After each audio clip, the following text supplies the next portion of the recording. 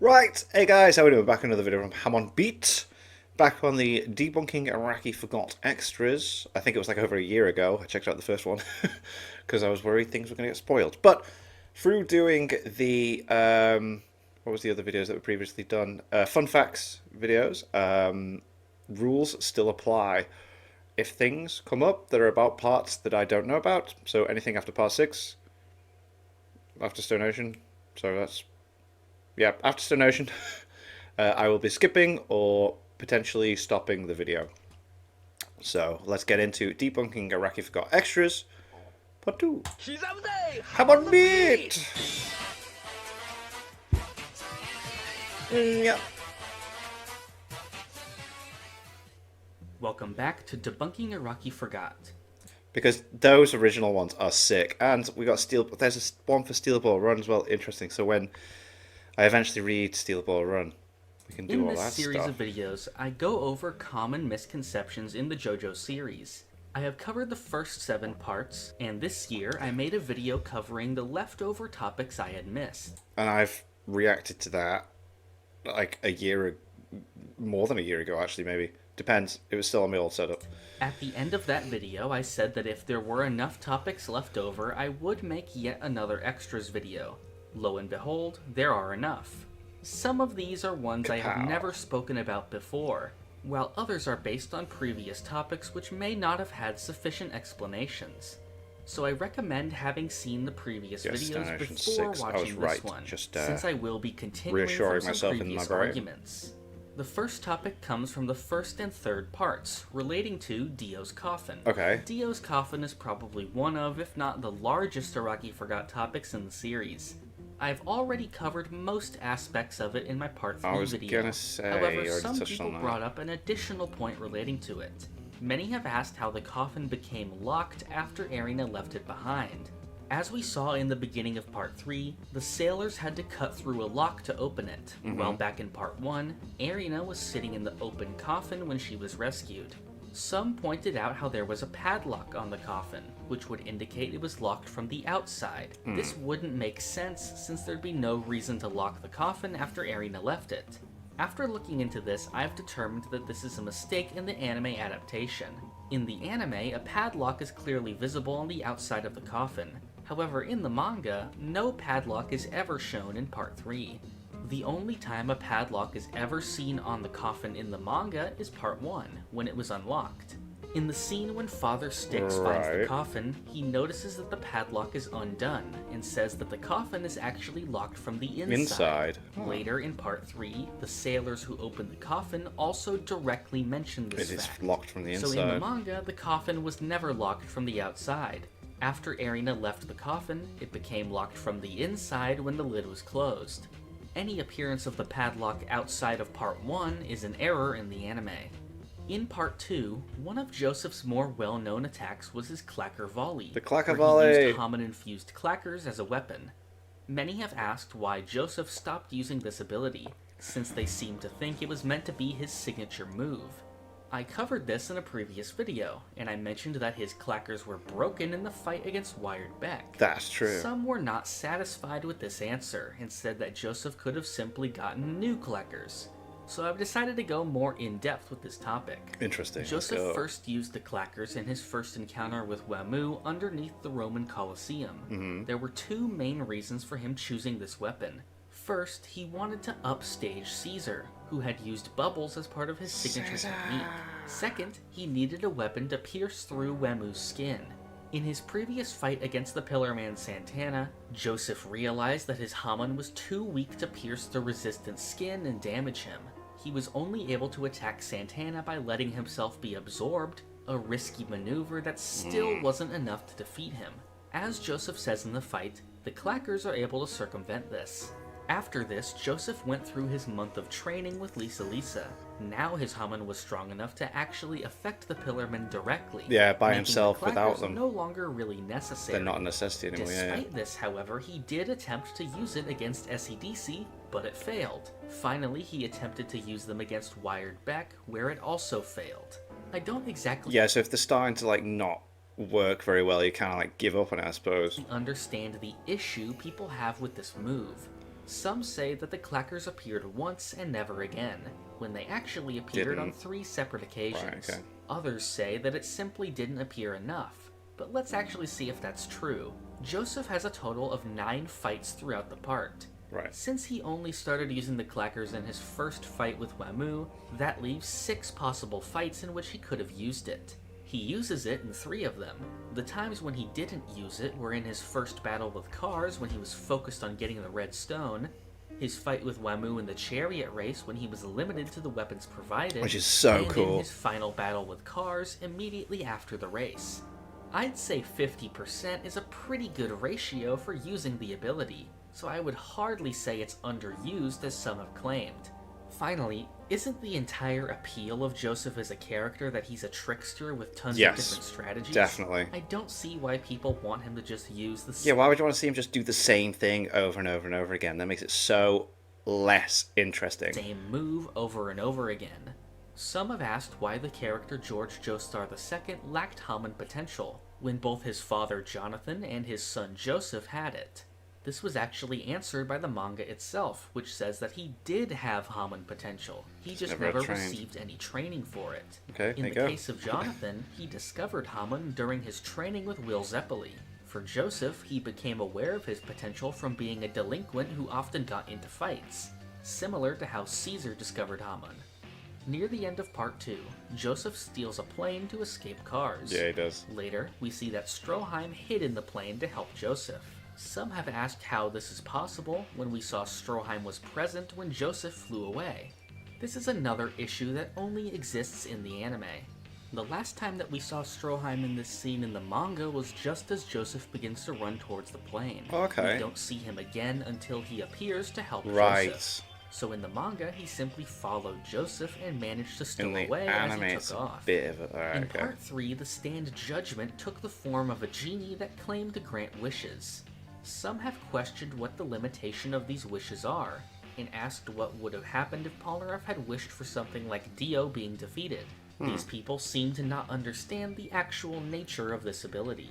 Judgment does not actually grant wishes. It creates decoys out of clay that only appear to grant what the victim asked for, which then turn on them and try to kill them. In Part 3, shortly before the Endul fight, the group mentions that there are only 2 remaining tarot card stand users to meet. Some ask how they seem to know they already met Death 13, who only Kakyoin was aware about fighting. This was actually addressed in the previous scene when they first arrive in Egypt. While reflecting on what they've done previously, Kakyoin mentions having fought a stand inside their dreams. When the group questions this, he starts to explain it to them as the chapter ends. So it's kind of like an The next chapter begins after they had already heard thing his that he's explanation. explained it, yeah. In the arc focusing on Whole Horse and Boingo, Toth's predictions said that once Whole Horse shot through the pipes, Jotaro would be shot in the face at noon. Some have asked how it's possible that Toth's predictions are absolute, since Whole Horse shot at the wrong time. This is a simple misunderstanding of the prediction. The prediction didn't say that Whole Horse would shoot at noon, it said that Jotaro's face would be hit at noon. The only reason Whole Horse wanted to shoot at that time was because the bullets would leave the pipes very soon after. Since Whole Horse shot early, the bullets missed and stayed in the air for some time. Right. Once it actually became noon, the bullets shot through Jotaro's face in the book, fulfilling the prophecy. In my Part 3 video and my first extras video, I went over the scene in which Iggy makes a sand copy of Dio to fool Vanilla Ice. People seem to be very confused by this scene, since I'm now back to talk about it again for the 3rd time. This time, people ask how Iggy was able to replicate Dio's voice, despite having never heard it before. In my Part 3 video, I said that Polnareff knew Dio's voice, and that he was the one who replicated it. Some people still somehow thought I was talking about Iggy here, and thought that I was saying that Polnareff described the voice to Iggy. I never said this, and I'm making it clear here that Polnareff is the one who did the voice. Right. Others say that it is too unbelievable to think that Polnareff was able to perfectly replicate Dio's voice in a conversation with Vanilla Ice. First of all, people seem to greatly overblow the amount that was actually said here. Only one line was ever spoken by the Dio in this scene, which is the first and only line heard from across the room. Second, I don't see how it's so insane that Polnareff couldn't manage doing a short impression of Dio, since almost the exact same thing happens in Part 4. In the final fight there, Josuke was able to do a convincing enough impression of Kira's father to give Kira a full list of directions for the air bubble with no issue whatsoever. However, nobody seems to question the Josuke scene as opposed to the many who question the Dio scene. Many have asked why it wasn't possible to revive Kakyoin after he was killed by Dio, when previously Stroheim had been revived as a cyborg. I don't see why people assume that anyone in the modern era somehow had access to the experimental Nazi technology seen with Stroheim. Yeah. The best that the Speedwagon Foundation has been shown to be able to do is replicate Joseph's robotic hand, but nothing on the scale of Stroheim's cyborg body. Also, we never even knew what the state of Stroheim's body was after the explosion. Yeah. For all we know, Stroheim may have been barely alive. In Kakyoin's case, he was without a doubt already dead, as shown by the narration. That is fair, yeah. Like, if Stroheim was still breathing, then yeah, it's like, right, let's hook him up. Kakyoin's dead, so it's like, oh. During the final battle, Dio throws knives at Jotaro during stop time. Jotaro was able to survive due to having stuffed books into his clothes to protect himself. Many people have asked how Jotaro could have possibly had the time to do this. I think it's funny that people question this, because I love the randomness of it all. I think it's boss, but anyway. People seem to miss the moment when Jotaro directly explained how and when he got the books. He says that he took them from the nearby bookstore after he sent Dio flying into the shop window. There you go. So he would have gotten the books in the pretty lengthy time in which Dio was reattaching his leg and killing the woman in the shop. Yeah. Getting the books that fast definitely wouldn't be a problem. There's a bookshop. He's on a sign. Jotaro would know. He's on a sign that says books. It's literally on a sign that says books. How to do this in the first place. He also states that he assumed Dio would try using a ranged weapon. In fact, he already saw Dio use a knife during Time Stop against Joseph earlier. Another common topic is related to Jotaro's use of Time Stop in Part 3. I've gone over this topic already as well, since it's one of the most asked questions for Part 3. The quick answer is that since Jotaro and Dio share a psychic connection through Jonathan's body, Jotaro gained a similar stand to the world with the same ability. This is not the only time two stands were similar, since we saw this already in the same part with the Darby brothers.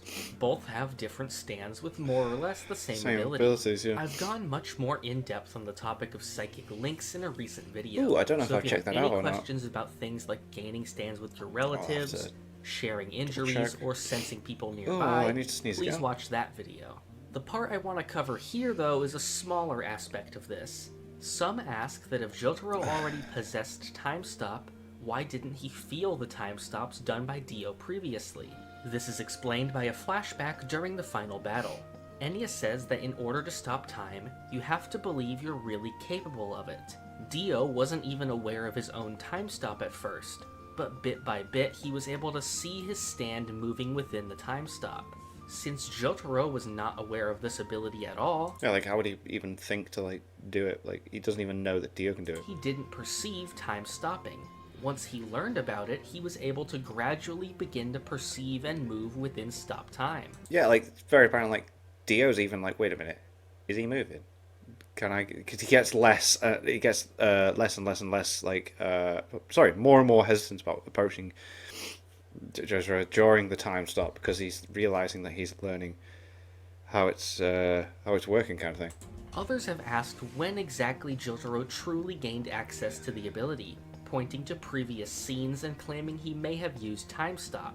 I believe Jotaro was not aware of Time Stop until the final fight. Yeah. These other scenes, such as getting the drink during the fight with Darby, are simply examples of Star Platinum's high speed. Yeah, he's just dead In Part fast. 4, Kira forced Aya to use her stand to give him the appearance of Kozaku Kawajiri, a random passerby. Afterwards, the corpse of Kozaku was present with Aya when the group arrived. Some have asked why Josuke didn't use Crazy Diamond on the corpse, since they believe that this could stop Kira from escaping.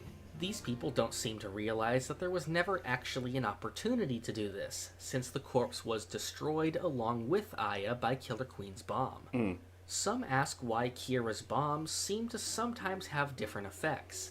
Sometimes Kira presses the trigger manually, and other times the bombs detonate on touch. This is simply part of Kira's ability, as was directly stated during the final battle with his use of the air bombs. He can choose to either have them activate on touch or manually. In part 4, go, the easy. stand I love it. Some of these are so took simple. the form of a transmission tower that trapped whoever was inside.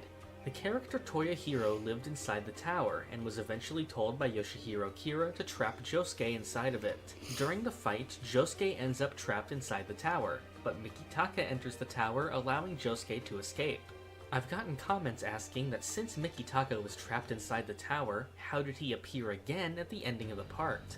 These people somehow seem to miss the entire ending of the fight, in which the defeated Toyohiro says that he chooses to stay inside the tower, meaning Mikitaka is free to go. To leave, yeah, he can go. Now, one of the more ridiculous topics I've seen recently involves the character Leaky Eye Luca. Someone said that Luca's backstory of how his eye was injured conflicts with Part 3.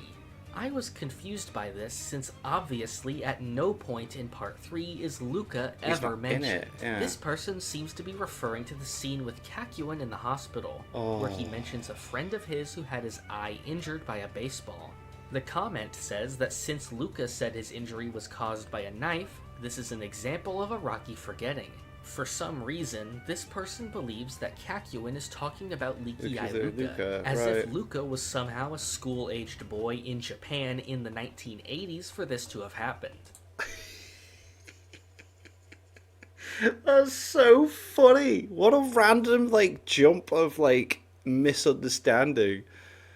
How could you...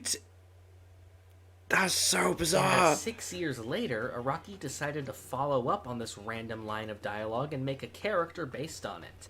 Another example of how people somehow think Araki remembers to bring something back, while somehow simultaneously forgetting it. This kind of thinking was rampant with the whole Josuke Savior bites the dust idea, which I covered in my Part 4 video. But back to this topic. They somehow think that Kakyoin is talking about Luca, despite him mentioning that after losing a bit of fluid from his eye, his friend was perfectly fine the next day, mentioning nothing about the chronic eye leakage like Luca had. Yeah. Normally something as ridiculous as this said by one person wouldn't end up in the video, but I actually managed to find other people talking about the same thing. So it was just too hilarious to not feature. That's madness. In Part 5, the stand Sticky Fingers allows the user to unzip objects into pieces. This ability is often used on people, including the user himself. Some seem to think there is an inconsistency with this ability. After defeating Zukuro, Bruno detached his head while the group interrogated him. During this, Zukuro's head was still able to function. However, later during the fight on the train, Bruno took himself apart to hide from Beach Boy. He ended up having to unzip his heart to stop it from beating for a short time. Some ask why the heart stopped beating, when previously it seemed like vital functions are unaffected when the bodies are unzipped. This answer is simple. Yeah, but he's gone specifically for the heart though, hasn't he? Well, when you just take a closer look at the heart. After Bruno unzips it, the zipper is no longer present, while in many other cases, the zippers remain. When a zipper is still there, the bodies are not physically dismembered and act as normal. However, if the zippers are removed, the result will be an actual physical separation. Bruno's heart without the zipper is equivalent to if Bruno had actually cut his heart in half, so it stopped beating. A similar effect can be seen when Trish's hand was reattached with a zipper. When the zipper began to fade away, the wound started to bleed again. We can also see this after Pesci was killed. When Malone discovered the pieces of his body, the zippers were no longer present. In the fight with Talking Head, the stand takes control of Narancia, forcing everything he says to become a lie. Some have asked why Narancia didn't just write down what he wanted to say. This was something that the anime neglected to cover. However, in the manga, he actually does try writing something down, and it is still changed by the stand. The ability can also be seen having an influence over other non-speech actions, such as pointing. During the fight against Dragon's Dream in Part 6, Kenzo uses an attack on FF's adrenal gland to trigger her drowning reflex. Some have asked how it's possible for FF to drown when she is controlled by plankton. This question seems to misunderstand the nature of the attack as well as FF's biology. While FF's power is based on the fact that she's controlled by plankton, the plankton are still operating inside of a human form. FF's body has all of the normal body functions a human does, simply with enhanced abilities from the plankton inside. So yes, it may even be possible for FF's body to drown. Many have asked about the state of Jotaro's time stop ability in Part 6. At the beginning of the part, Jotaro could only stop time for a couple of seconds, similar to how he was in Part 4, due to not training his ability. However, at the end of the part, Jotaro's time stop had increased to 5 seconds. People seem to be because he's been using it and confused by this, despite this not being the only time this has happened. Back in Part 3, we saw Jotaro's time stop go from 0 seconds to a split second of movement within time stop. Yeah, the more he used it, the more he was able to make it last longer. To a full-fledged 5-second time stop at his peak. This all occurred within his fight with Dio, which according to the manga only took place across a few minutes of time. So I don't see how it's out of the question that Jotaro was able to improve his time stop while on his way to save Jolene. Definitely. One thing I've seen mentioned is that in the Tubular Bells fight, Hot Pants can be seen with 2 cream starters, and that this was never shown or used at any other point. What is this? This is blatantly false, and we can see her with 2 holsters for her stand all the way back in her first and another attacking the case than in the Saint's corpse. If you've read parts 7 and 8, I definitely recommend watching that video for it is based around and tapping into the pearls. While the corpse may not be present to the other universes... Okay, I think... Yeah. I'm going to stop it there. I feel like there's spoilery stuff being thrown in there, and I just don't want to risk it, you know? But that was fun. That was interesting. There were some moments there I was a bit like, why are people assuming that? The Leaky Eye Luca one was a weird one. Very strange. But very fun, and I intend on checking out the rest. But like I've said, if it starts covering bits that I'm unaware of, I'll either skip or click that X. Thank you to my patrons. If you want to have your name at the end of every video, want to be able to watch patron-only reactions, such as the original Dragon Ball series, links in the description to the Patreon page. $1 a month is all I ask to help support channels. Greatly appreciate for that. Thank you all for watching. What do you guys think of that? What do you guys think of this? Click like, subscribe if you haven't already. Leave comments below. But let me know what I should watch because future videos. So see you guys, Nick Dame.